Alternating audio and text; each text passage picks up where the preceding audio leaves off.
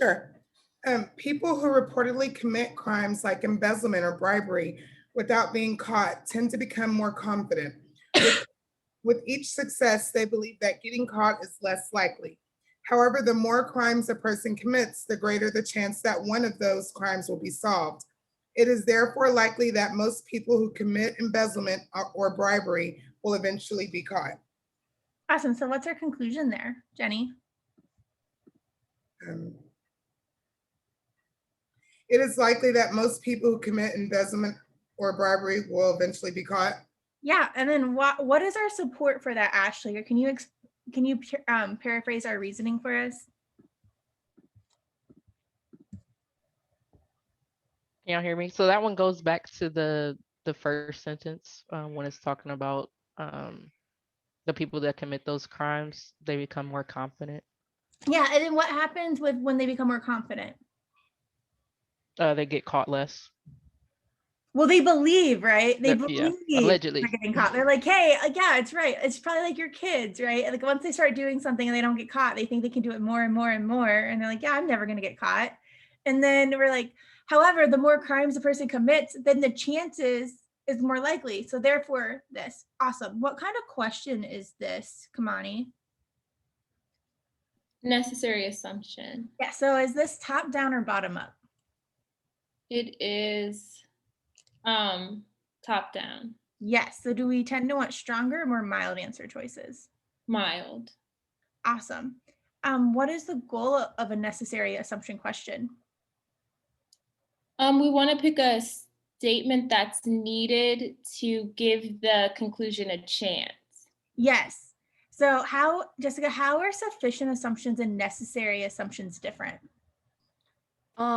I think of sufficient assumptions as something that's going to like fill in the gap between like the premises to the conclusion, like that. What do you mean by fill in the gap? You're right, but I think just like bridge the two ideas together, like it gives support,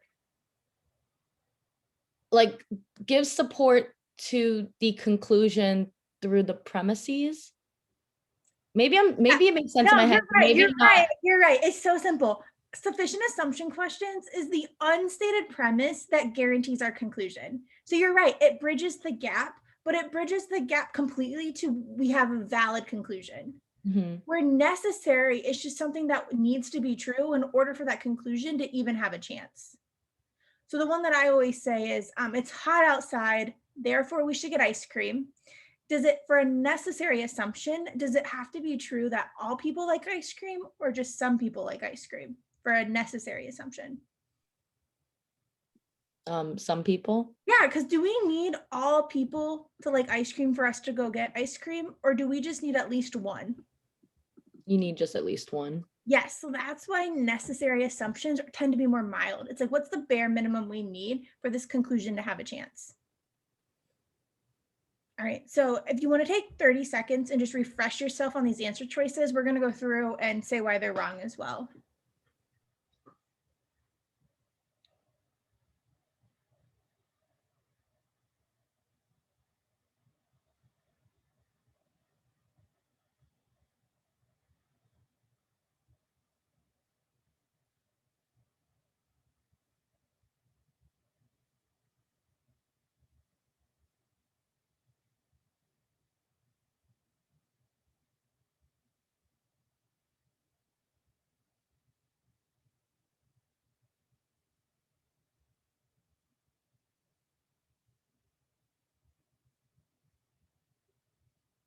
And just give me a reaction when you're done. Are you ready?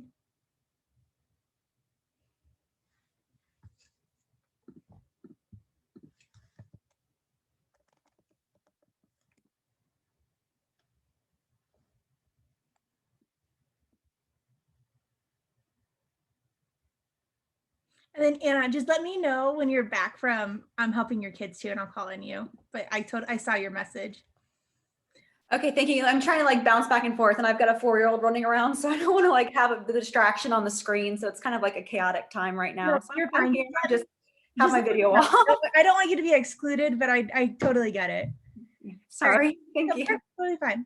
Okay, so who wants to go first? What answer would you like to cross off? I would cross out C, just because we don't really know the rate at which like these cases are solved. Yeah, and does it matter that they're more likely than other crimes?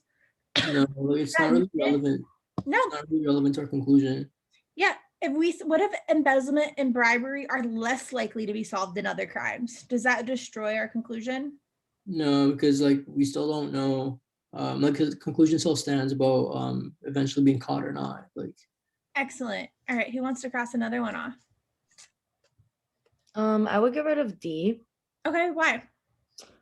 Just because from the stimulus, we don't have the information to prove that like when you repeatedly commit these crimes, you become more and more careless. Right. Does it matter? Like, what if people who commit crimes don't become more and more careless?